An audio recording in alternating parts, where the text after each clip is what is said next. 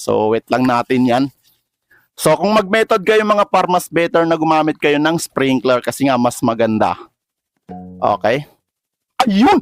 So ayun na nga mga boss, today is another day na naman po tayo dito sa Grow Garden. And kung makita niyo mga par is malinis po ngayon yung ating garden. And ang balak ko ngayon is mag-method po tayo ng carrot mga par. So napaka-exciting na ito mga pre. So ang gamit natin dyan mga pre is itong copycat natin or 7 na mimic natin tapos isang rainbow na mooncat. Okay? And siyempre gagamit din pala tayo ng Eco Frog. Tapos gagamit tayo ng trowel. So ang trowel natin is magagamit natin yan kung sakali sa ibang lugar po matutulog yung ating mooncat. So pwede natin ilipat doon yung ating plant para po makuha yung passive ng ating mooncat. Okay? And ayun na nga mga par, simulan na po natin ang ating method. Okay? So una natin po ilalapag is itong mooncat. Ayan o. So isunod lang natin yung 7 mimic. So ang passive ng mimic natin mga pre is gagayahin niya po yung mooncat. So pagkatulog niyan mga par is ipipik natin yung mooncat tapos ilalagay natin yung Eco Frog. So ganun lang po kadali. Pero i-ready lang muna natin yung carrot na ilalagay natin dyan. So ito po yung gagamitin natin and pagkatulog niyan is maglagay lang po tayo ng carrot. Okay? So ayun, ang daming natulog mga pre. So ilalagay natin dito. Okay? Tapos ipik po natin yung mooncat and ilalagay po natin yung Eco Frog. So hindi na pala natin kailangan kasi nga kita nyo naman ang bilis ng carrot natin. So maglagay po tayo ng isa pang carrot kasi malit yung nakuha natin. So napakahirap pala mag-method ng carrot.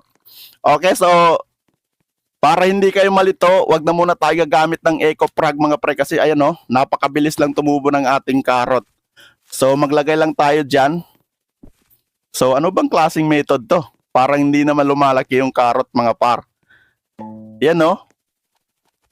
So parang failed yata yung ating method ngayon mga pre. And ayun na nga mga par, nag-failure tayo sa unang method natin kasi nga hindi pala pwede i-passive ng mooncat yung carrot. So maghanap po tayo ng ibang plan. And naisip kong i-method itong pepper mga pre. Wait lang.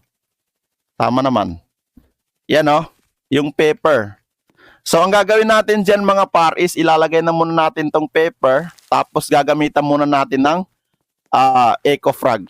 Yan o. So pagkabuhay niyan mga pre is doon na natin sisimulan yung ating method mga par. So kailangan na muna natin patubuin yan kasi nga kung isasabay natin yung mooncat dyan is hindi po natin makuha yung tamang sukat or tamang laki ng ating plant. Ayan o.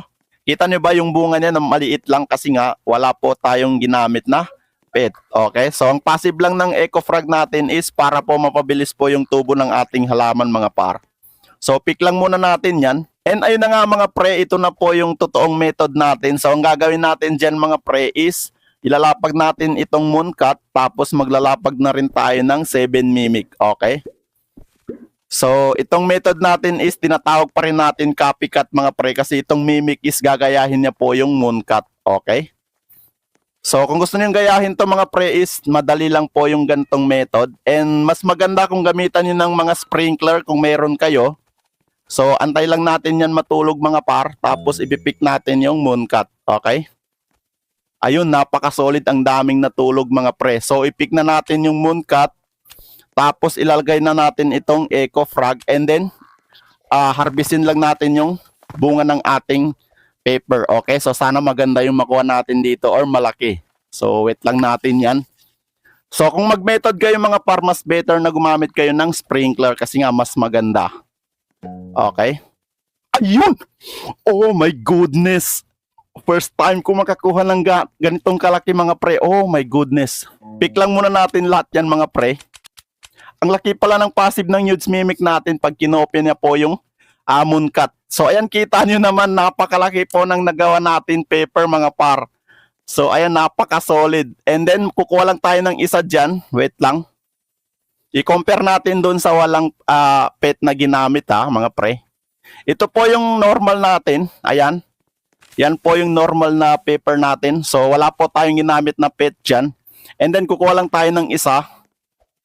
And then, 81 kg mga pre. Ayan o, kita nyo ba? Napakalaki mga pre. Ayan o. Sobrang solid.